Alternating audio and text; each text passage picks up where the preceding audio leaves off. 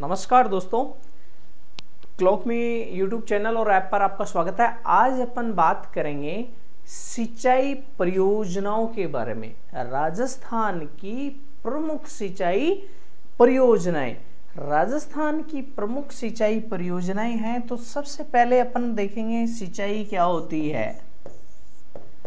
जब भी हम फसल बोते हैं, बरसात की कमी अक्सर तय हो ही जाती है और हमारे राजस्थान में तो विशेषकर बरसात की कमी रहती है। जब बरसात की कमी रहती है तो हम कृत्रिम रूप से फसलों को पानी की पूर्ति करने के लिए क्या करते हैं? सिंचाई करते हैं, पानी देते हैं फसलों को, उसे ही सिंचाई कहते हैं दोस्तों।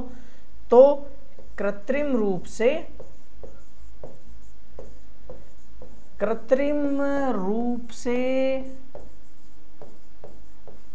फसलों में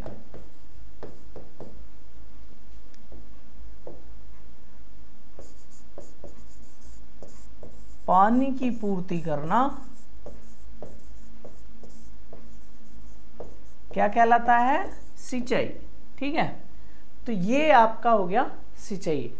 अब दोस्तों ये तो महत्वपूर्ण सिंचाई हो गई। अब सिंचाई एक तो होता है कि छोटे स्तर पर किसान अपना ट्यूबवेल लगा लेता है, अपना कुआं खोद लेता है, या फिर अपना कोई और नहर से कहीं पानी लाकर खुद के खेत विशेष के लिए वो व्यवस्था कर लेता है।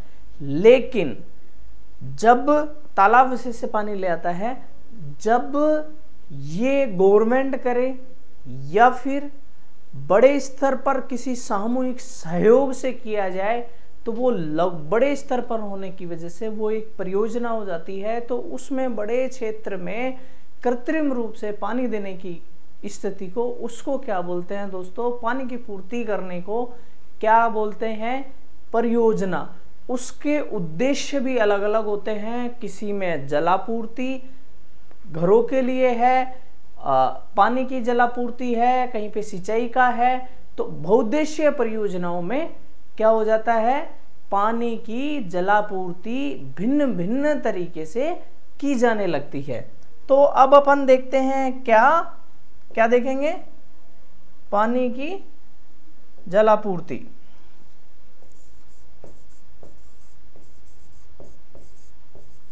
परियोजना क्या देखेंगे दोस्तों? परियोजना। अब मैंने आपको समझाया कि परियोजना क्या होता है। परियोजना दोस्तों कृत्रिम रूप से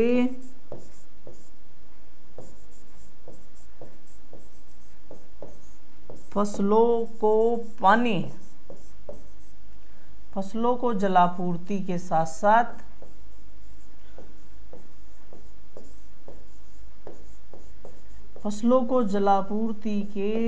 साथ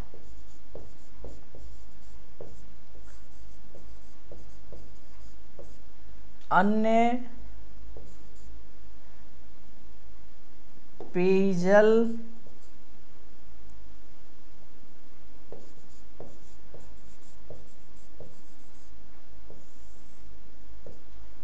उद्योग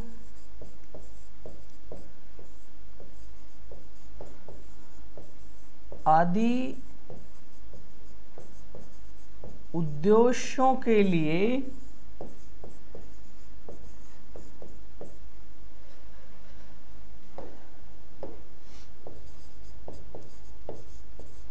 बड़े स्तर पर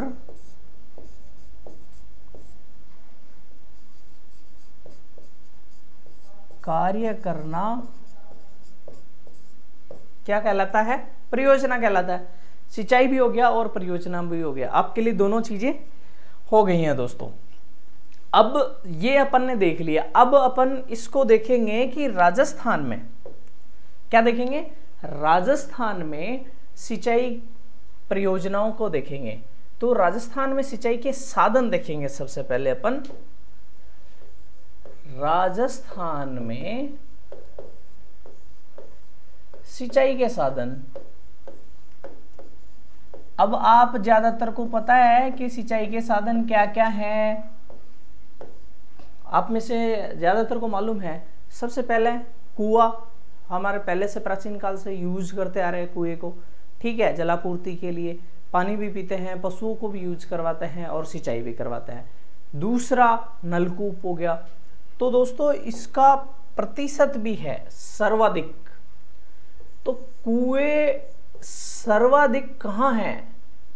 कुएं सर्वाधिक जयपुर में है।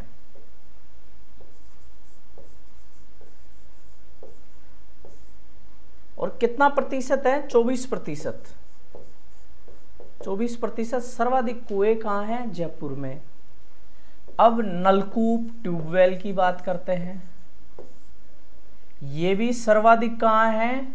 जयपुर में। इसको मैं यहां लिख देता हूं सर्वाधिक, ठीक है। ये कहाँ है? जयपुर में। नलकूप भी सर्वाधिक जयपुर में है और कितना? 42%, ठीक है। नलकूप भी सिंचाई के साधन है जो जयपुर में सबसे ज्यादा कहाँ है? ट्यूबवेल जो जयपुर में है। अब इसके बाद हो गया अपना नहर। नहर कहाँ है? श्री गंगानगर। कहाँ है दोस्तों? श्री गंगानगर में। और श्री गंगानगर में कितना प्रतिशत है? नहरों से सिंचाई आपको पता है सबसे ज्यादा कहाँ होती है? श्री गंगानगर में होती है। कितना प्रतिशत होती है? 30% श्री गंगानगर में नहरों से सिंचाई होती है। नहर के बाद क्या है? तालाब से भी सिंचाई करते हैं कहाँ, कहीं कहीं पर। तालाब में बरसात का पानी इकट्ठा हो जाता है और उसके बाद उसको क्या करते हैं? सिंचाई करते हैं। तो ये कहाँ हो रहा है? भीलवाड़ा में। कितना प्रतिशत? 1%। 1% कहाँ है? भीलवाड़ा में। तो ये प्रतिशत हो गया सिंचाई के साधनों का, प्रतिशत हो गया कि कहाँ कहाँ किस किस जगह पर कितने साधन सिंचाई के कितना यूज किया जाए। तो ये दोस्तों प्रतिशत कहाँ सर्वाधिक है उसके आधार पर हो गया कि राजस्थान में कहाँ किस सिंचाई के साधन का सबसे ज्यादा उपयोग राजस्थान में हो रहा है। अब देखते हैं अपन क्या देखेंगे। सबसे पहले सिंचाई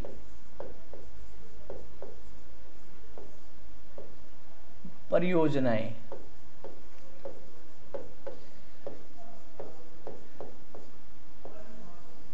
अब ये सिंचाई परियोजनाएं, मैंने परियोजना के बारे में बता दिया। सिंचाई परियोजना जहां कहीं कहीं पर तो क्या है कि छोटे स्तर पर करी जा रही हैं, कहीं कहीं पर और बड़े स्तर पर करी जा रही है कि पूरा जिला शामिल हो गया, कहीं पर 1-2 गांव शामिल हो गए, कहीं पर पूरा का पूरा जिला ही शामिल हो जाता है, और कहीं कहीं पर जिला के बजाय उसमें कई जिले शामिल हो जाते हैं। तो उस आधार पर, छोटे बड़े आधार पर इसको कितने भागों में बांटा गया है? 3 भागों में। लघु सिंचाई परियोजना नंबर 1, इसका नाम क्या है? लघु सिंचाई परियोजना, ठीक है। तो परियोजनाओं का वर्गीकरण है ये ना, परियोजनाओं का वर्गीकरण।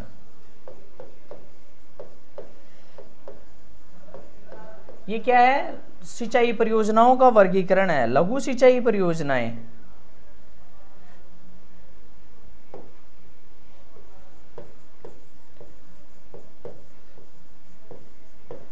लघु सिंचाई परियोजना क्या है?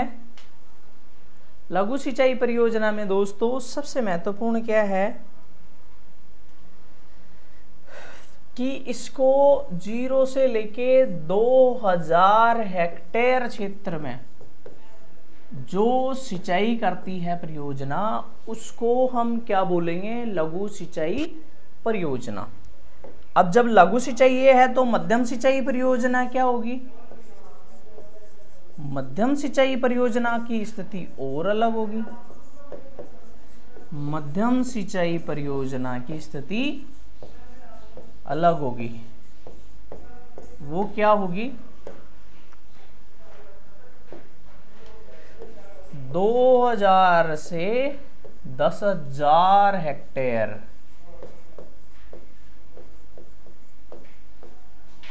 ठीक है, 2000 से 10,000 हेक्टेयर क्षेत्र में अगर सिंचाई हो रही है तो वो क्या है, मध्यम सिंचाई परियोजना। जब मध्यम सिंचाई और लघु ये दोनों हैं तो तीसरा क्या होगा अपने पास, वृत्त सिंचाई परियोजनाएं। इसको क्या बोलेंगे, वृत्त सिंचाई परियोजना। वृत्त सिंचाई परियोजना। अब ये वृत्त सिंचाई परियोजना क्या है दोस्तों, देख लेते हैं। वृत्त सिंचाई परियोजना में कितना है, सीधा सा है 10,000 से अधिक।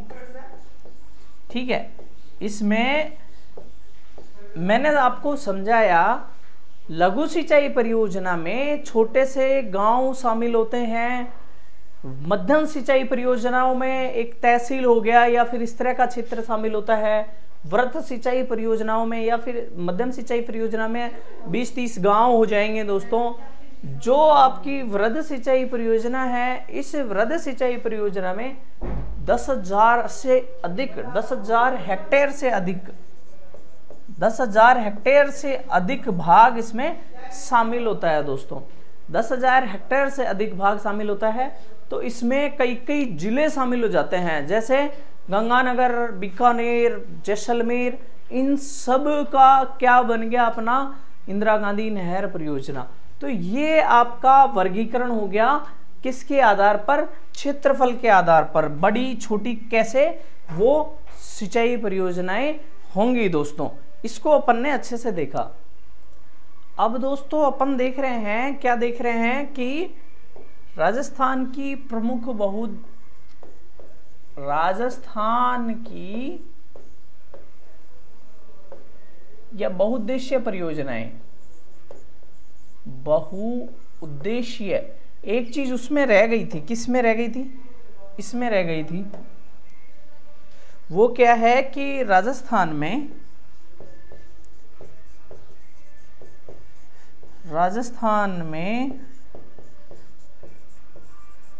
सर्वाधिक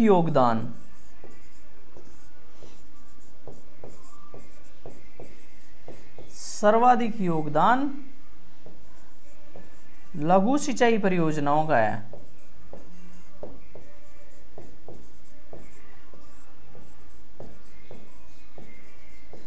लघु सिंचाई परियोजनाओं का है, ठीक है।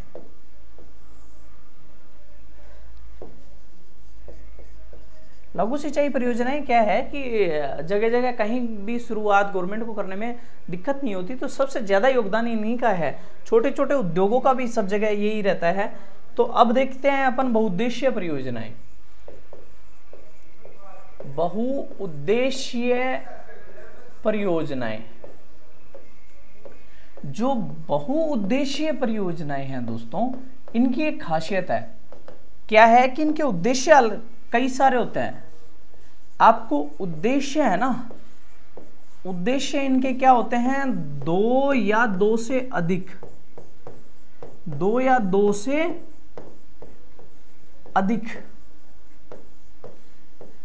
2 या 2 से अधिक उद्देश्य होते हैं इनके। बहुउद्देशीय परियोजनाओं की ये खासियत है कि 2 या 2 से अधिक उद्देश्य होते हैं इनके।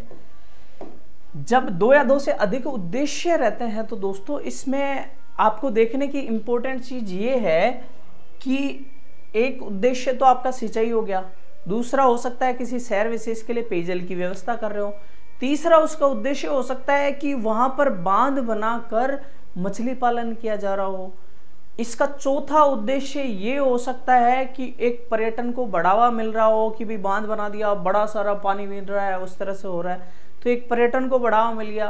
पांचवा उद्देश्य उसका ये हो सकता है कि बांध बना दिया, पानी गिर रहा है, टरबाइन से विद्युत बना रहे हैं, तो ये क्या होता है, बहुउद्देशीय परियोजना है। बांध एक बना रहे हैं, परियोजना एक है, उद्देश्य अनेक है।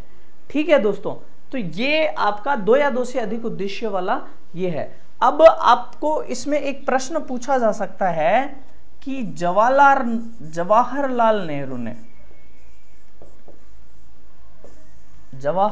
नेहरू ने इन परियोजनाओं को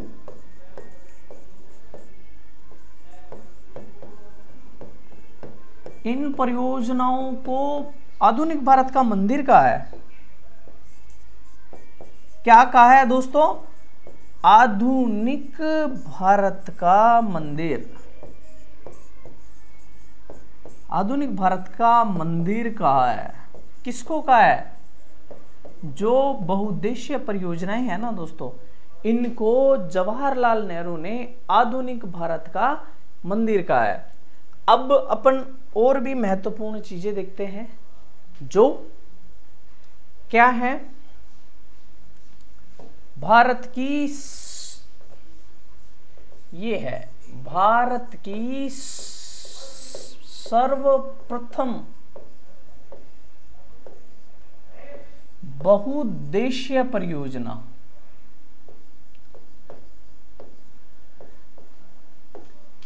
बहुउद्देशीय परियोजना कौन सी है? दामोदर घाटी। दामोदर घाटी, दामोदर घाटी परियोजना है। ठीक है।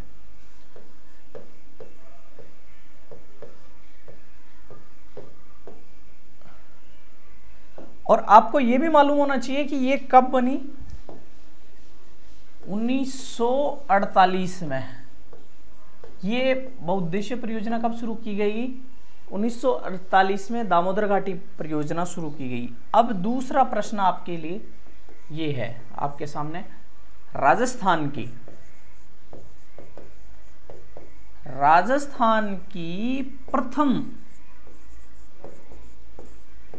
प्रथम बहुउद्देशीय परियोजना कौन सी है?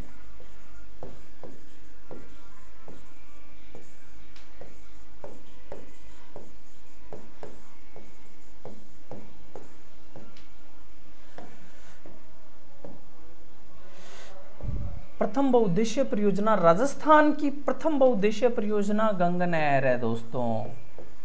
क्या नाम है उसका? गंग नहर। राजस्थान की प्रथम बहुउद्देशीय परियोजना का नाम है, क्या है दोस्तों? गंग नहर। और ये कब हुई? 1950 में। 1950 में ये प्रथम बहुउद्देशीय परियोजना राजस्थान की बनी दोस्तों। अब इसके बाद अपन राजस्थान की प्रमुख बहुउद्देशीय परियोजनाओं को देखेंगे। राजस्थान की प्रमुख बहुउद्देशीय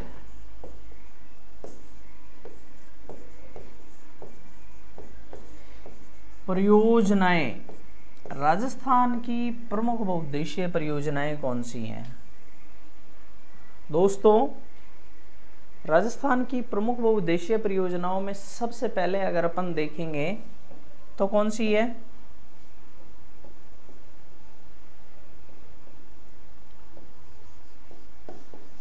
भाखड़ा नांगल परियोजना।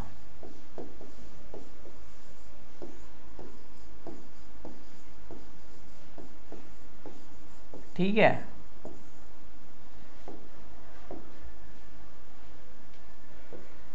भाखड़ा नांगल परियोजना सबसे पहले आपकी हो गई। भाखड़ा नांगल परियोजना दोस्तों, भाखड़ा नांगल परियोजना जो है, इस परियोजना की खासियत क्या है कि ये भारत की, यह है भारत की सबसे बड़ी परियोजना है। भारत की सबसे बड़ी परियोजना है। ठीक है। हिमाचल प्रदेश में बना हुआ है बांध, और वो पंजाब, हरियाणा और राजस्थान तक आता है। तो ये सबसे बड़ी परियोजना है। ठीक है। ये आपके लिए बहुत बढ़िया चीज है, आपको याद रखने के लिए क्वेश्चन पूछा जा सकता है कि निम्न में से कौन सी परियोजना भारत की सबसे बड़ी परियोजना है? भाखड़ा नांगल परियोजना आ गया, दामोदर घाटी परियोजना आ गया, आपके इंदिरा गांधी परियोजना इसी से रिलेटेड है, ये हो गया, कावेरी परियोजना आ गई, या फिर गंगा परियोजना आ गई। गंगा की बहुत सहायक नदियों से संबंधित है परियोजनाएं।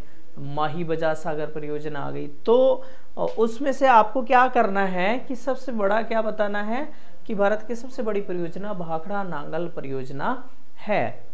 अब इसमें क्या है कि ये जो भाखड़ा नांगल परियोजना है ना, यह है राजस्थान 15.2% इस परियोजना का राजस्थान में है ना। राजस्थान, हरियाणा व पंजाब की संयुक्त परियोजना है।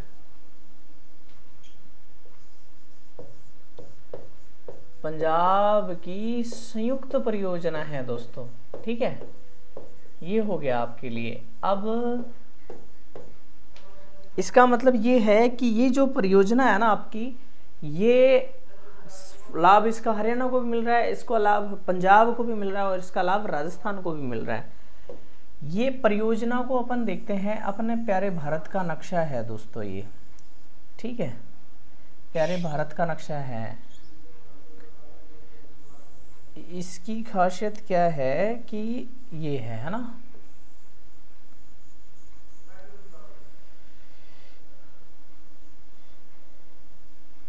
ये है। अब इसको थोड़ा मैंने समराइज कर दिया, ये पार्ट है। तो अपन इसको ऊपर वाले पार्ट में ही देखते हैं। ये राजस्थान है, तो ये क्या करता है, यहाँ से निकल रही है ये, है ना। अब हिमाचल प्रदेश में यहाँ पर बना हुआ है आपका कौन सा बांध बना हुआ है, भाखड़ा नांगल बांध यहाँ बना हुआ है,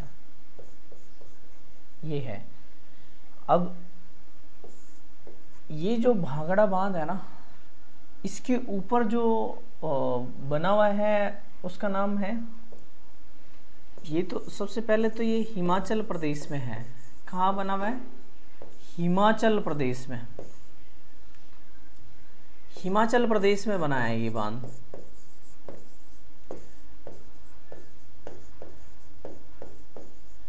प्रदेश में बना है, ये आपको याद रखना है, ठीक है। फिर इसके ऊपर जो झील बनेगी, जब ये बांध बनेगा ना, तो इस बांध के ऊपर झील बनेगी, उसका क्या नाम होगा, यहां पानी भरेगा, इसका नाम है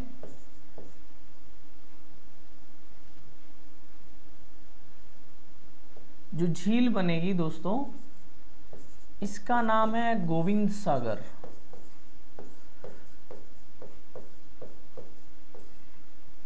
इसका नाम गोविंद सागर झील है। ये हो गया, हिमाचल प्रदेश में बना हुआ है, ये हो गया। तो ये है। अब इसके आगे ही बांध और बना है, उस बांध का नाम है नांगल बांध। ये है नांगल बांध, नांगल बांध, भाखड़ा नांगल बांध बोला ना मैंने, इस परियोजना का नाम है। एक बांध तो ऊपर भाखड़ा बांध हो गया, दूसरा नांगल बांध हो गया। इससे दो नहरें निकाली गई हैं, एक तो बिस्त नहर, इसका नाम है बिस्त नहर, ठीक है। और जो ये दूसरी नहर है, ये भाखड़ा नहर है, भाखड़ा नहर। और ये भाखड़ा नहर है ना, यह राजस्थान में आती है, ये आपको याद रखना है। कौन सी आती है, बिस्त तो पंजाब में चली जाती है, ठीक है दोस्तों, बिस्त तो पंजाब चली जाती है, यह राजस्थान आती है, ठीक है, राजस्थान में आती है। हो गया। अब आपके लिए अन्य चीजें भी हैं इससे संबंधित। अन्य चीजों में अपन सबसे पहले देखेंगे भाखड़ा नांगल बांध को। भाखड़ा नांगल बांध को अगर अपन देखते हैं तो इस बांध को भाखड़ा नांगल बांध, ये जो भाखड़ा नांगल बांध है दोस्तों, ये बांध कैसा बांध है,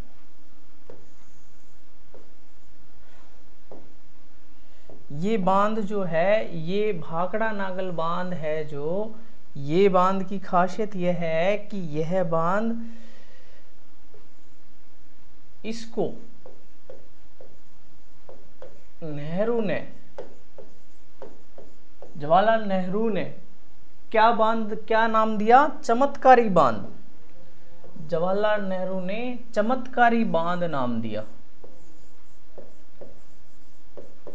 चमत्कारी बांध नाम दिया है। ठीक है, नेहरू ने इसको चमत्कारी बांध नाम दिया है, ये आपको याद रखना है। ठीक है, अब इसको गुरुत्व बांध कहा जाता है। कौन सा बांध कहा जाता है? गुरुत्व बांध कहा जाता है। गुरुत्व बांध कहा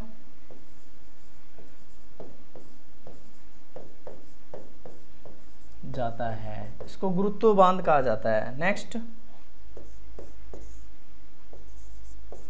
इसकी ऊंचाई। गुरुत्व बांध इसलिए कहा जाता है कि ये गुरुत्वाकर्षण के पद्धति पे इसको बांध को रोका जाता है, और ये भारत का सबसे बड़ा बांध है दोस्तों, ये भी ऊंचाई पे। इसकी ऊंचाई 216 मीटर है, 226 मीटर है, 216 नहीं 226 मीटर है। अब 226 मीटर आप सोचो कितना ऊंचा बांध होगा। इस बांध के बारे में ये भी बोला जाता है कि इसकी ईंटों को अगर लगाया जाए तो यहाँ से लेके चंद्रमा तक इसकी ईंटें एक से एक जुड़ती हुई चंद्रमा तक पहुंच जाए। ऊंचाई है जो भारत में सर्वाधिक है।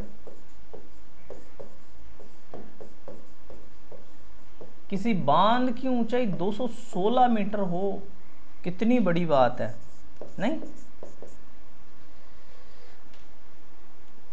चमत्कारी बांध नेहरू ने कहा गुरुत्व बांध कहा जाता है। इसकी ऊंचाई 226 मीटर है जो भारत में सर्वाधिक है। इसके अलावा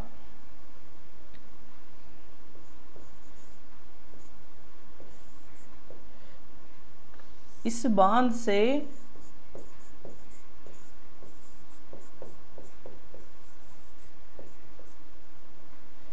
इस बांध के पीछे ऊपर मैंने पहले आपको बताया गुरु गोविंद सागर बांध, गुरु गोविंद सागर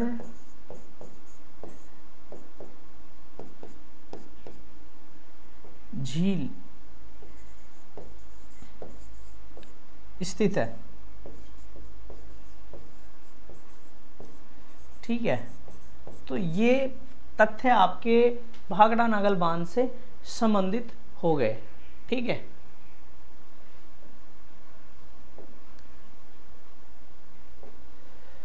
अब देखेंगे अपन नांगल बांध। नांगल बांध, नांगल बांध की क्या खासियत है? नांगल बांध यह पंजाब में बना है। ठीक है, पंजाब में बना है। ठीक है, और इससे दो नहरें निकलती हैं, इससे दो नहरें निकलती हैं।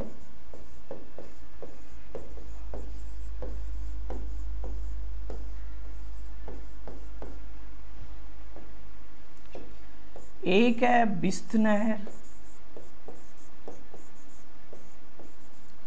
बिस्त कैसे बनेगा? व्यास और सतलज का बीच वाला भाग है, उसको बिस्त दोआब बोलते हैं, इसीलिए इसका नाम बिस्त नहर पड़ गया।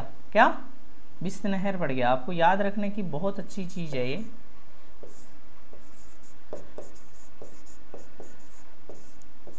बिस्त नहर। अब जो आपकी ये बिस्त नहर है दोस्तों,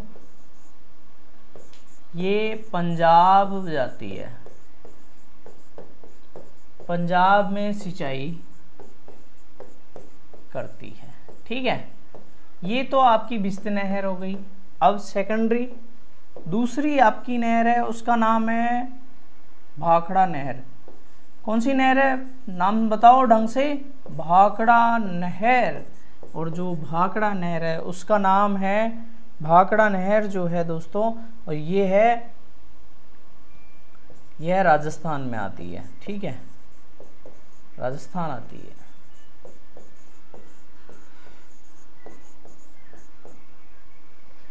तो इस तरह से ये भाखड़ा और नांगल दोनों बांध हो गए। इसमें इससे ज़्यादा कुछ आपसे पूछेगा नहीं, क्योंकि ये राजस्थान के परिप्रेक्ष्य में है। अगर अपन पंजाब और हिमाचल प्रदेश के हिसाब से देखते तो शायद और चीज़ों को पढ़ते, लेकिन अपने हिसाब से इतना काफ़ी है, ज़्यादा पढ़ने की ज़रूरत नहीं है। इसके बाद अपन नेक्स्ट वीडियो में मिलेंगे दोस्तों। बहुत बहुत धन्यवाद। जय हिंद, जय भारत।